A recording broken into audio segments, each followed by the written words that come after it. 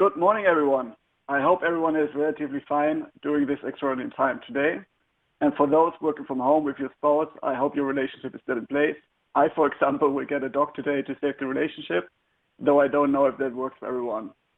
This being said, and without further ado, welcome to today's webinar, How Raisin is Scaling a Data-Driven Company with Loker. Before I hand over to Adolfo, I want to go through housekeeping and a quick introduction. My name is Niklas. I'm an account executive with Loker, and again, very excited to host today's webinar. We want this to be a very interactive experience, so please ask questions as we go.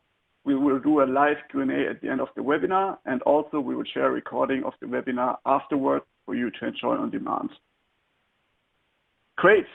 So for those of you who don't know Loker, just a quick overview. Loker is a data platform that empowers people with the smarter use of data. We have more than 2,000 customers served by over 1,000 employees all over the world. Already more than half of our customers use Loker to integrate insights into their workflows, and by doing so, becoming more efficient, data-driven, and successful. Loker differs from most other tools by connecting directly to your databases and supports more than 50 SQL dialects. And by doing so, we enable a single source of truth and a true self-service. We also work with many exciting, fast-growing companies in Germany. Some of them you can see here. And one of the most exciting one is Raisin, and its head of BI, Adolfo Crow. Adolfo joined Raisin at a very early stage in mid-2014, 1 year after launch. He was and still is a crucial part for the Raisin success. Part of their development to become one of the leading fintech companies was implementing a BI platform that would help them scale while making the right decisions. And this is why we are here today, to hear Adolfo's story and what he has learned along the way.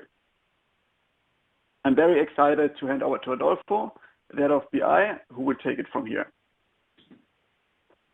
Hi, Nicholas. Happy to be here. Hi, everyone. Thank you for joining this interesting time in the world. I hope that I have something interesting for you, and that we all learn something along the way. So this is also my first webinar, so bear with me if I get a little bit lost.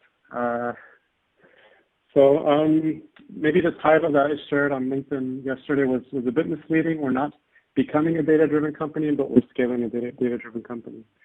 And Loker has been part of this from the very beginning. And the journey has been interesting. So we're a fast-growing company. And as you'll see in our itinerary, we're going to talk a little bit about Raisin right now. We're going to talk about what does data-driven mean, because this word is used quite a lot, and it's not always defined very clearly, and people don't really give their kind of grasp on what we're talking about when we're saying what's data-driven. A bit about the start of the journey and how we began to build our data platform and how we got the company to where it is now.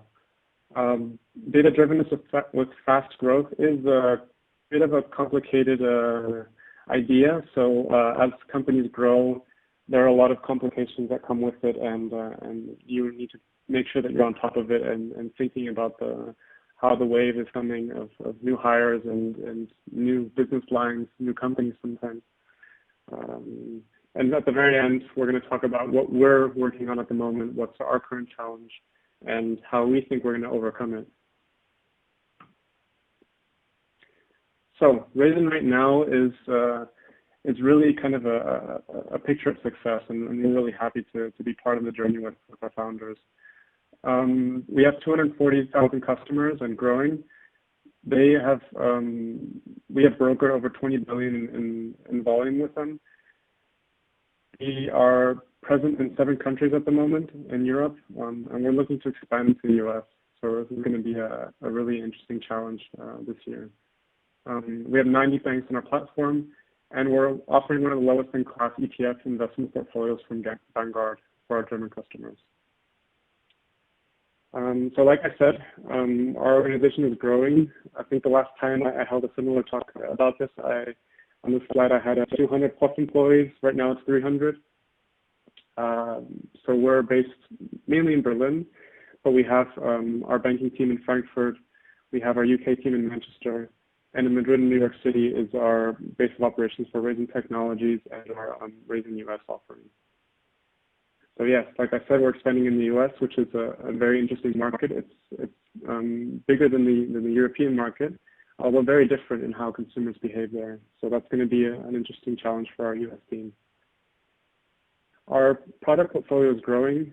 We added a new product that we're really passionate about, which is a pension offering for our German customers. And this ties into our vision very tightly. So we make sure that we can offer our customers a complete experience for savings and investments, and that needs to be a meaningful offering. And there's nothing more meaningful than saving for your retirement. At the end of our lives, we want to enjoy ourselves, and we don't want to be worrying about our financial security. And this is not just a good offering for our customers, where they take advantage of tax savings in terms of when they invest their money, but they also provide us with a very nice business model where pension products are a lot stickier in terms of volume. So for a bank, for example, the money can come and go. For a pension product, people don't usually sell this before they retire. So it's very much a win-win for both parties. And we're also looking at new acquisition channels and growing our product portfolio. So our investment products team is working hard, especially this year, to re-platform so that we can offer even more interesting products for our customers. And we're also developing, for the first time, a mobile application so that we can also cater to customers that are more used to mobile experiences rather than web experiences.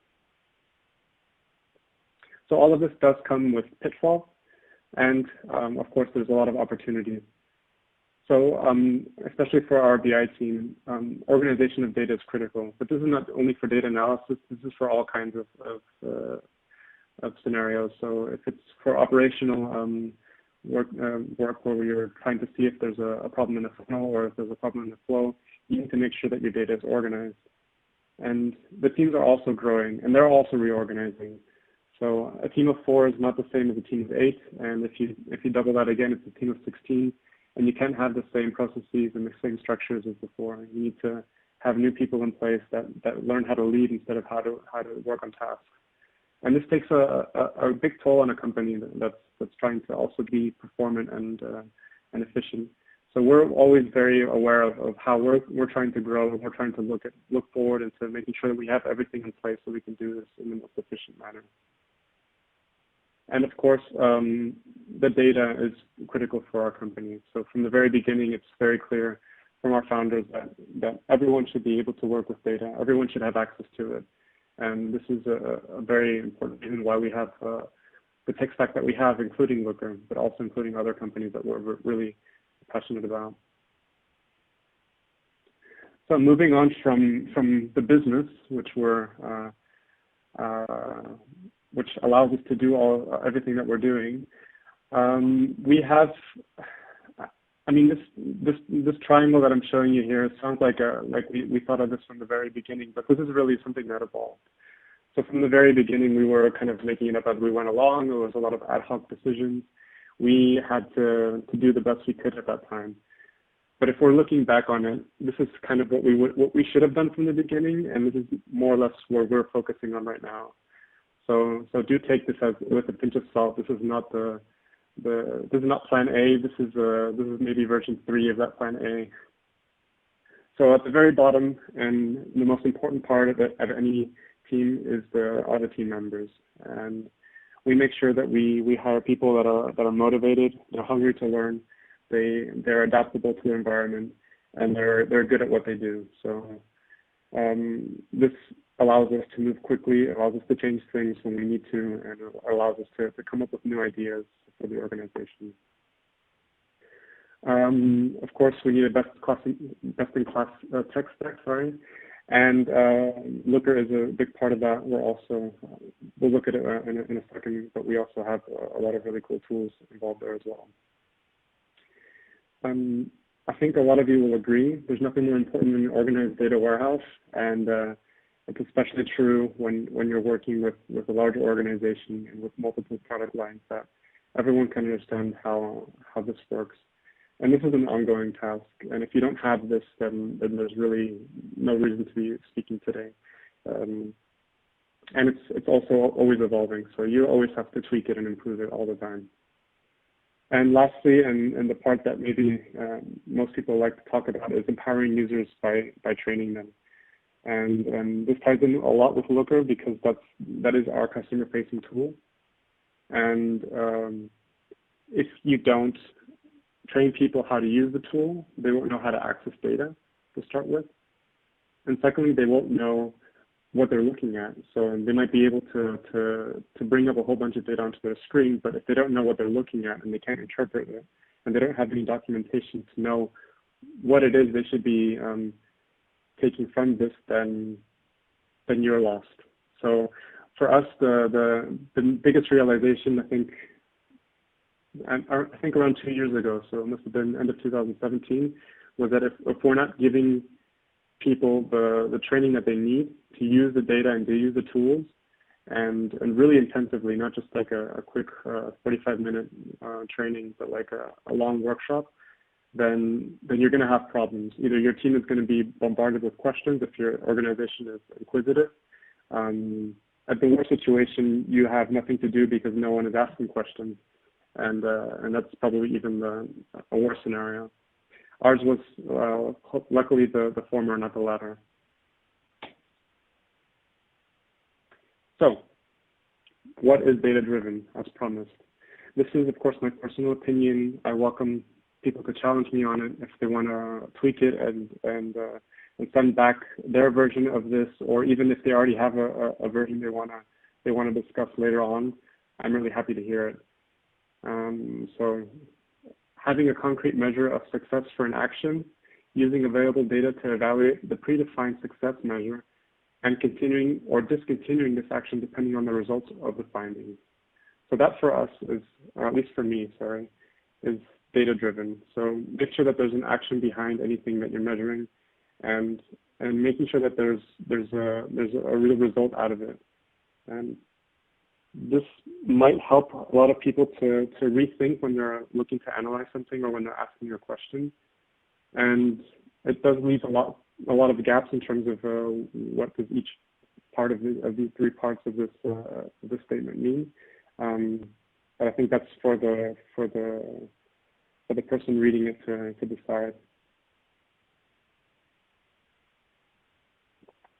Right. So we started around the end. So I actually started in December 2014, and I didn't start in a full-time position. I was a working student.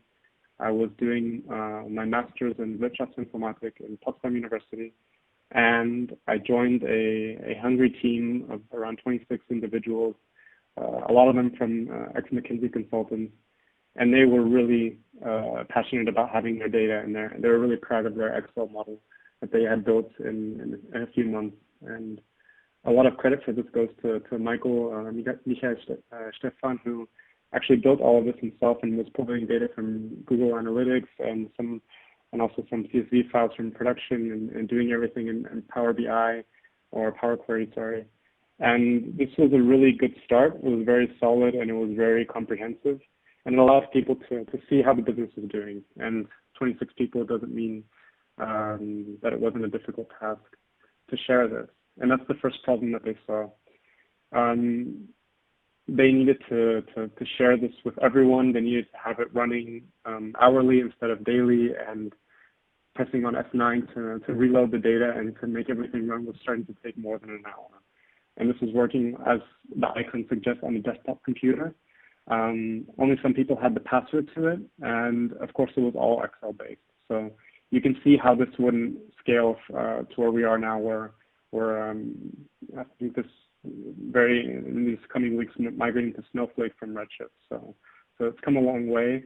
Done is better than perfect is a saying that I don't know who I've heard from, but it's a nice saying when you're starting off, but it's not enough for the whole journey. You need to move to a solid tech stack, and that's where we worked with Leroy. Now I think they're part of a company called Depth, and they helped us to set up our tech stack, and they introduced us to Snowplow and to Loker, which are still partners with us today, and we really enjoy using their products. They're both best in class. I think they're also, between them, they're also very close collaboration, and they really make the experience quite unique, especially how it's evolved over time. And everything, of course, was hosted in AWS. We were using AWS Redshift, and we actually are still using it. And everything was run in an ETL process in Pentaho data integration. And this was, I think, quite a typical setup. So you can maybe switch and replace parts that we have there with other ones. But generally, I see most people using something very similar. And it's taken us a very long way. So there was a lot of time working on the data model and adding new data to our model. So once we launched our European platform in 2016, there was more challenges to our data model than there was in the tech stack. Of course, we were always refining everything in that time. In 2018, or should I say end of 2017, we acquired a company from the UK called PBS Solutions. This is our Manchester team right now, Raisin UK.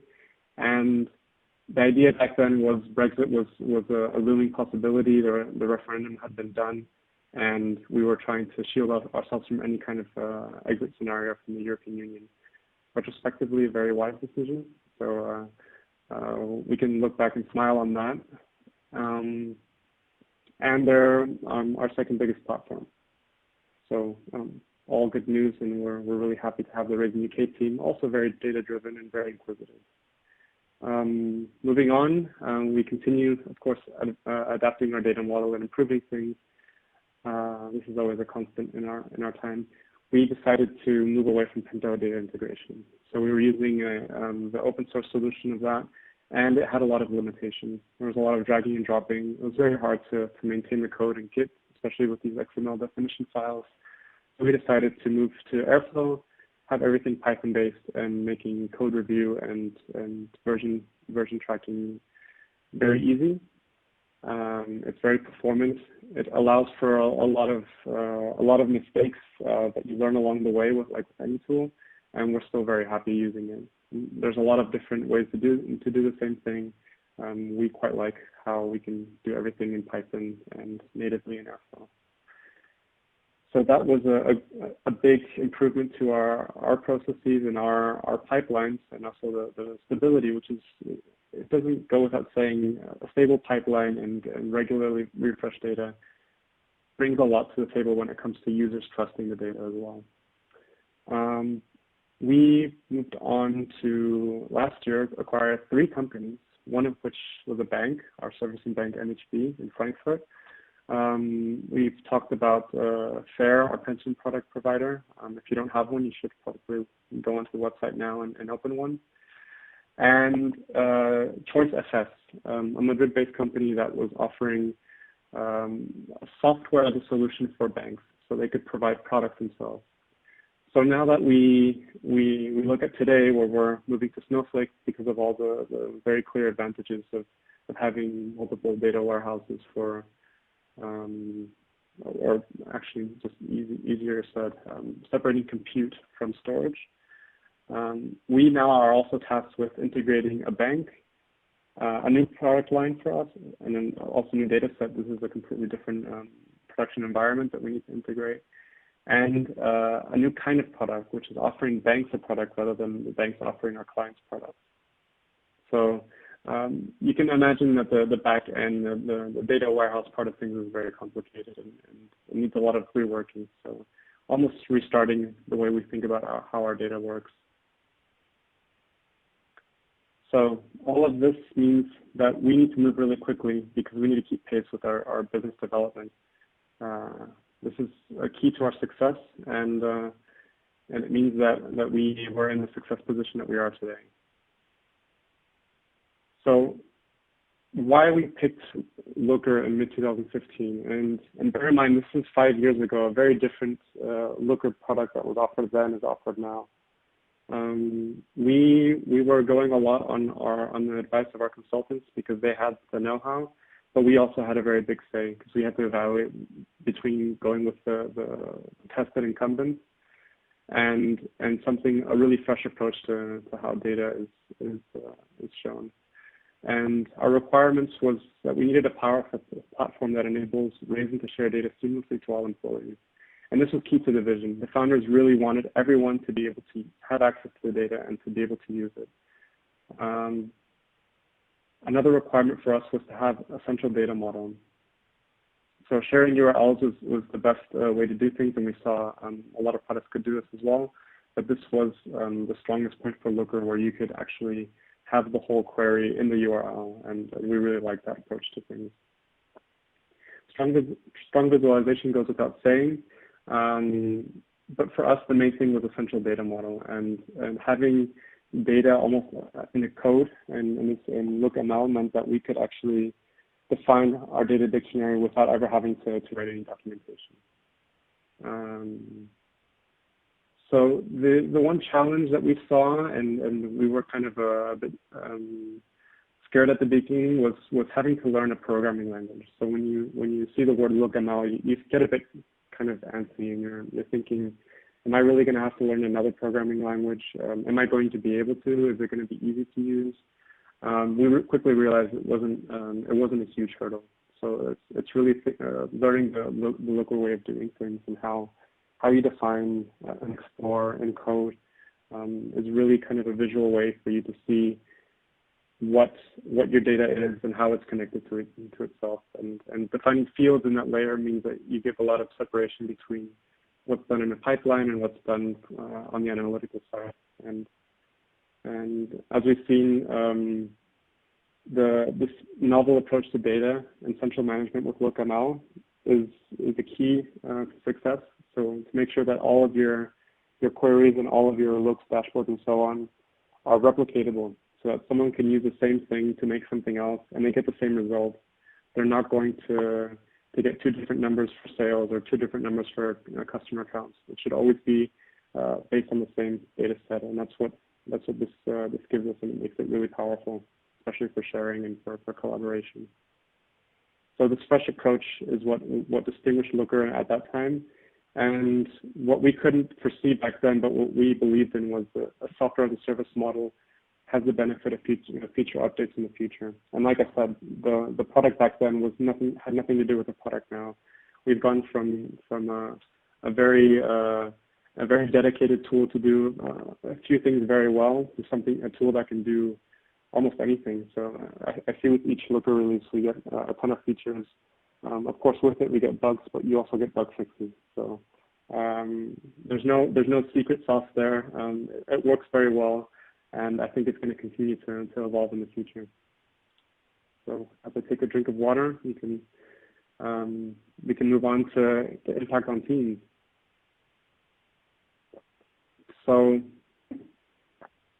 now that we're back to, we've implemented Loker and we have our data warehouse set up, we have all our Loker models set up. How do teams work with Loker, and how do we empower them to get things done? So what we quickly realized is that a small BI team can't cater to a larger organization as well as it could to a smaller organization. That's almost just arithmetic there. So what we tried to enforce was a try it yourself first model, and we still do this. Of course, you can ask questions, but if we see that you haven't tried it yourself, then we basically revert back to, have you tried it yourself? Can you send us a look of what you tried so we can help you there?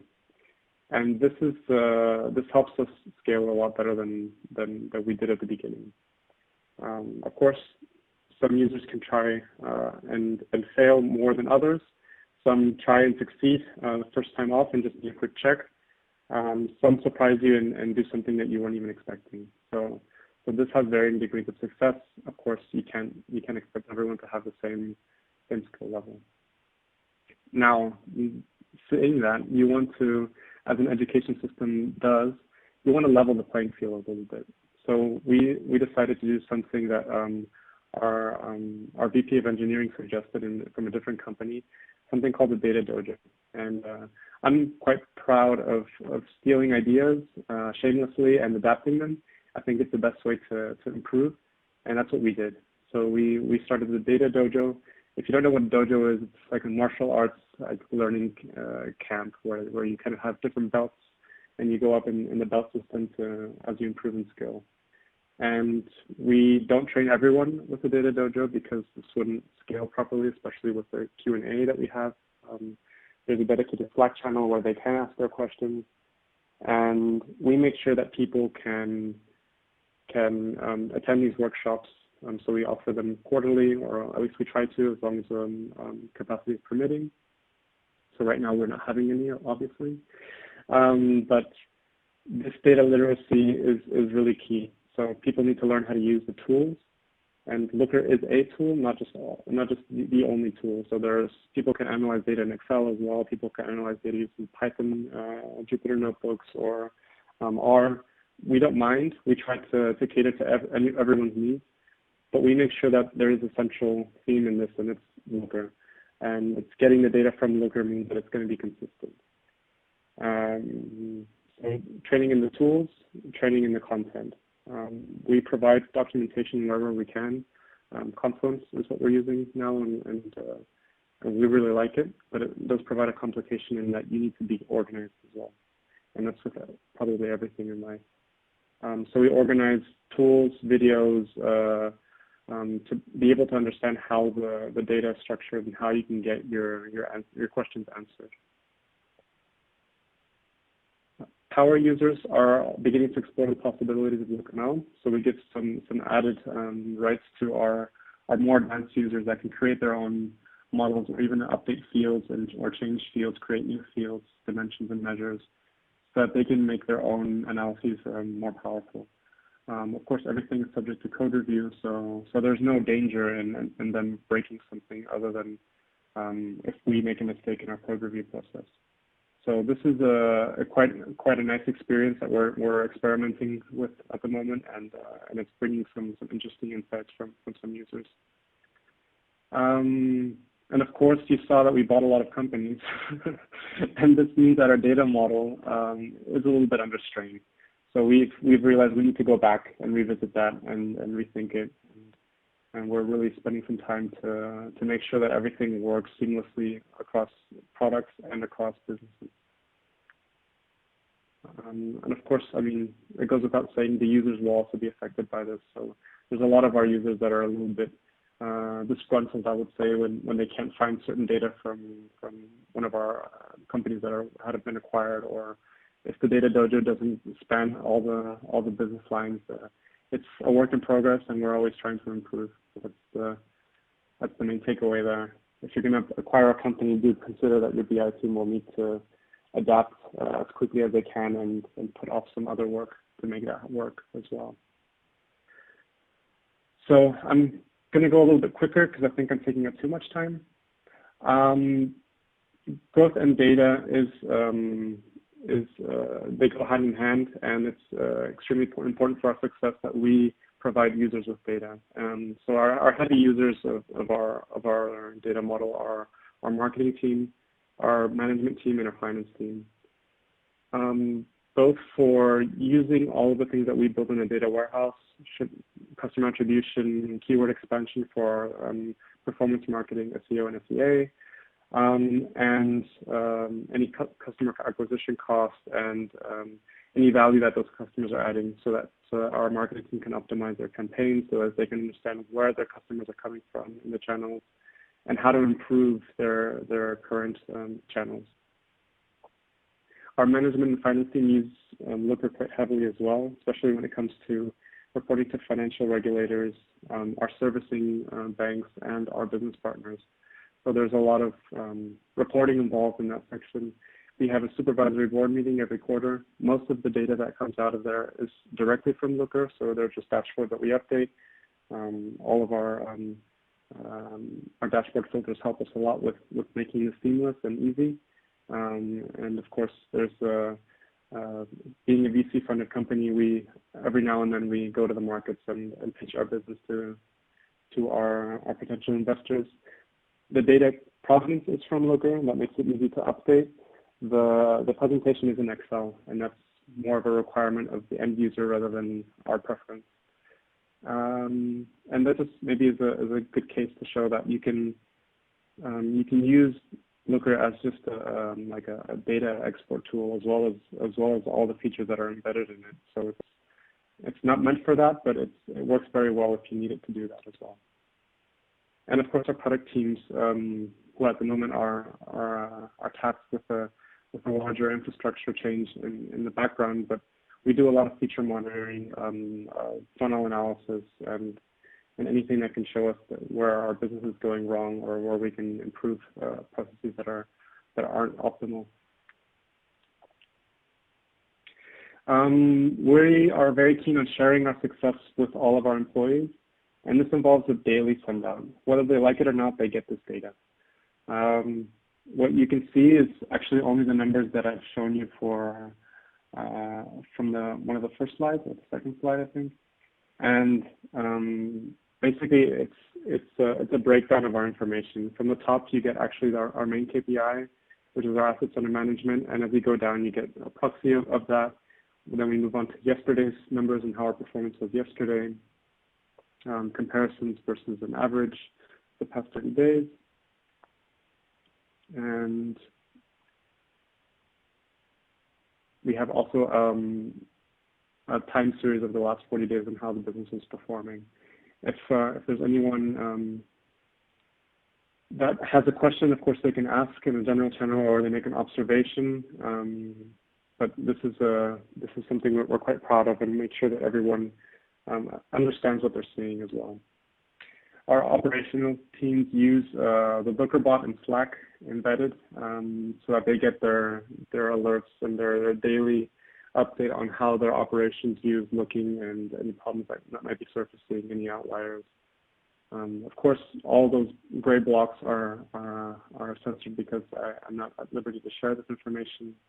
And moving on to our Powered by Loker instance, where we are actually using Loker embedded in something called our partner bank portal, where our banks can actually see their data, their own data, so that they know how many orders they're getting in and what they can expect for volume flows.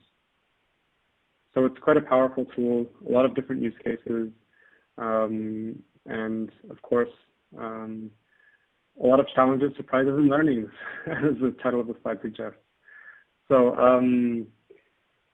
I feel like I'm being a bit redundant, but I'm going to stress it more now because a growing company does need more support, and you need to think about this before it happens. So if you're always behind the wave, you will not scale properly. And some companies have different challenges. It might be reduced revenue. It might be not growing fast enough. We have the challenge of growing very quickly and needing to scale. So that's something that we need to think about in terms of teams. So in our BI team, we've implemented a lot of agile processes over the whole time that we've been active, and it involves changing the way you do things. Sometimes people aren't happy with it, but they get used to it. Sometimes it improves things and makes processes leaner, but you need to revisit this almost constantly and always improve it. And you're never going to get the perfect situation because circumstances will change, but as long as you're always adapting and always changing, you're probably in the right situation.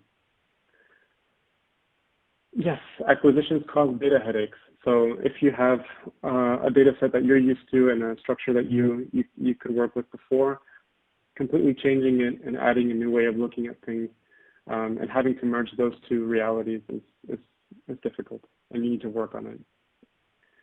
Some surprises. Don't use yourself as a prototype user. You are not the example of a user that you should be catering for. Your users are very different. They're completely heterogeneous. You need to make sure that you can have different models for different types of users. A lot like any product will have different personas to cater to. So there are some people that don't care about the data. They like using their gut intuition. It's your job to make sure that you're challenging them and challenging their intuitions with data, so that you can then get to a better situation as a company. So learnings, everything you build you'll have to maintain. So not always, but most of the time, and that's going to be a burden. So make sure that when you're building it, you're making it in a way that will not cause you more headaches in the future. And this is a common topic in software engineering. I think it's technical debt or legacy. Restart. So sometimes just going back and seeing how you did things the first time And looking at how you are now and how you would do it if you would restart is a really healthy exercise in keeping things clean. Moving on to the third point, you need to keep your Loker now and your Loker tidy and organized. So we've been online for 5 years with Loker, and things can get really cluttered. And I think we've cleaned it out and reorganized it twice, and we're doing our third this year as well. So stay on top of it. Make sure it's clean and organized like you would keep any code base clean and organized. Loker is no different to any other tool. So how do we drive a business with data? We are focusing on 3 things at the moment, and I think any company will be doing the same. And in terms of engineering, we've moved to something that's much leaner and efficient with Airflow, and we're working on improving and tweaking those processes and moving to new solutions and adding more meaningful data sets wherever we can. And this is working closely with both the analytics teams that need to use the data, and of course maintaining this data platform in the middle, which is in the beginning those 3 roles are maybe split between 2 people.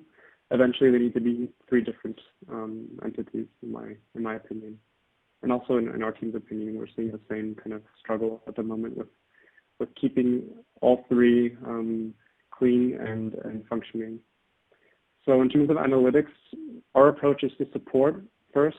Then we move to insightful analysis, where we're bringing ideas to teams, and finally to challenge the ideas that are coming from those teams and to get them to reevaluate and reconsider and look at the data sets and see if what they're saying makes sense. Revamp the data model. If your business is changing, if you're adding new customer acquisition channels, if you're adding new business lines, if you're adding new partners, you're going to need to do this on a regular basis. Hopefully it won't be a complete revamp. Hopefully it will be tweaks. But sometimes you need to start from scratch and redo how you do and look at how you do things. And finally, we want to start using data as a product. And this is going to be really interesting, especially for moving forward with our not retail clients, but our business clients. And this is really interesting for them to be able to see their data and to be able to explore their data. And data as a product is very valuable. It's something that you should think of as a product when you're offering it to your end users, whether they be larger clients or smaller clients. You can monetize this as well. So it's something that we want to explore this year and possibly also next year. And that's it from me. I think I've rounded it quite long, a bit longer than expected. I'll hand over to Niklas to go for the Q&A. Perfect. Thank you very much, Adolfo. I thought it was super interesting. Personally, I always enjoy the learnings part and the experience part more. And as the next step, as mentioned in the beginning, we want to have this as interactive as possible. So some people already asked some questions. If other ones also have some questions, now is the best time. We will go through most of them in the remaining 7 minutes. So please continue to post some questions. So first question was from one of the audience coming. From your point of view, what differs Loker ML approach from an incumbent company's approach, such as common data models from other vendors, Microsoft, SAP, Adobe?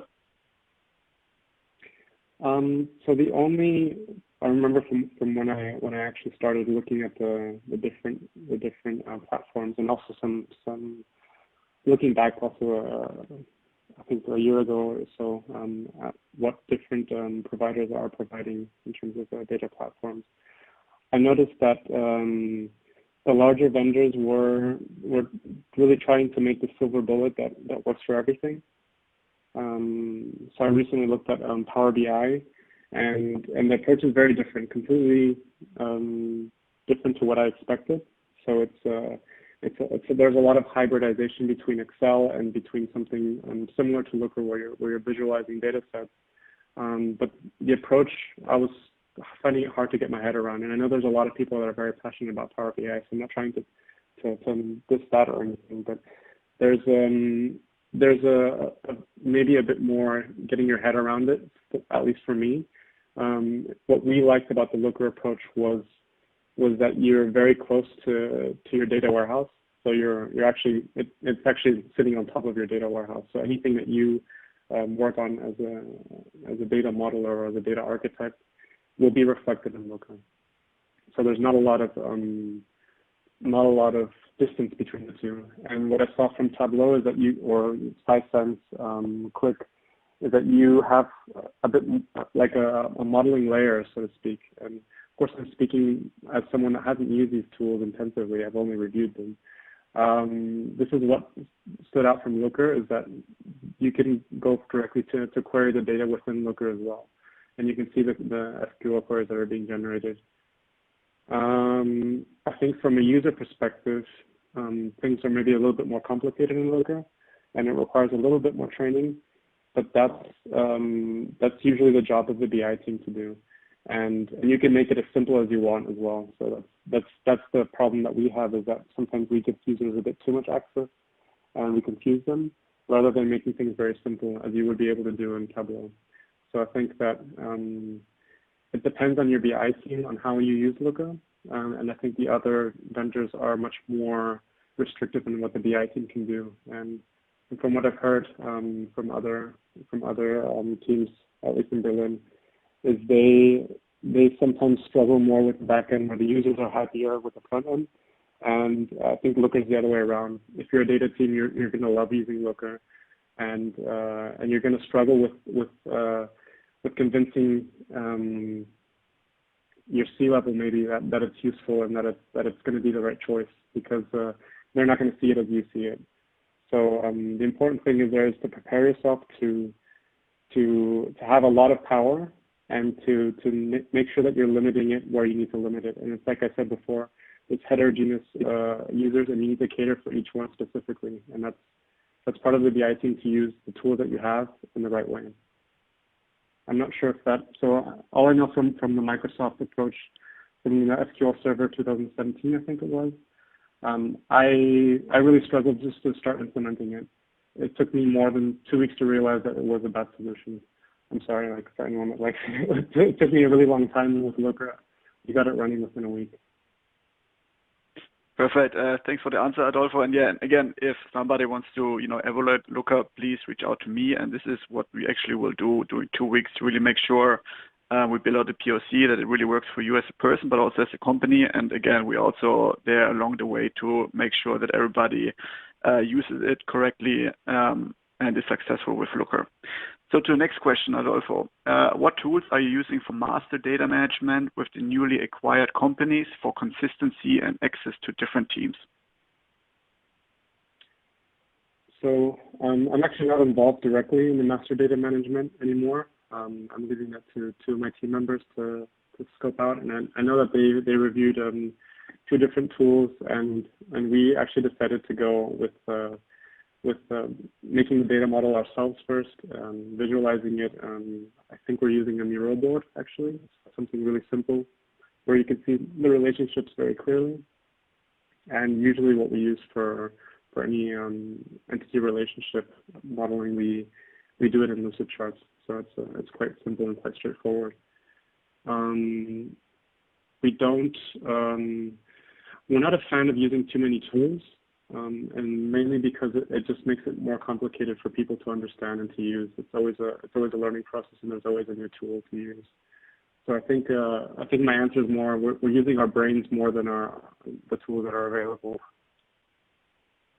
Perfect. Okay, Adolfo. And now maybe the last question since it's already 45 and we don't want to keep people too long away from the day-to-day. You mentioned that you had quite an inquisitive company. Were there any people, groups, teams that weren't but now are? Did you bring them along the journey, or was it something else? And also as a feedback, he really or she really enjoyed the talk. Thanks for that. Oh, thank you. I hope it was helpful or insightful in any way that relates to your experience. Yeah, we do have a very inquisitive company, and I don't want to call it a burden because it's not. but it is a weight to carry for a BI team to answer everyone's questions. And I would say if there weren't people that are inquisitive, we probably haven't had time to even notice them, and that's probably our failing. If it is our failing, then at least it's a failing because the rest of the company is so inquisitive and is always looking at data and asking questions, and sometimes finding bugs that we didn't notice and having to fix them. I mean, maybe something that's more useful is how would I do it differently? I would probably look at our users, or maybe even something easier, look at teams and rank them and how we would expect them to be using Loker. And we have tools for this. We can analyze to see if they're using dashboards, or if they've built dashboards, if they're making their own ad hoc queries in an Explorer. So we can actually look at that data. So I think an interesting way to do that would be to see if the teams that should be using data are using it. And you can do this within Loker. You have user IDs, you can map them to teams. It's a bit of you have to do the work as well. So that's probably our shortcoming there, was we didn't do this work.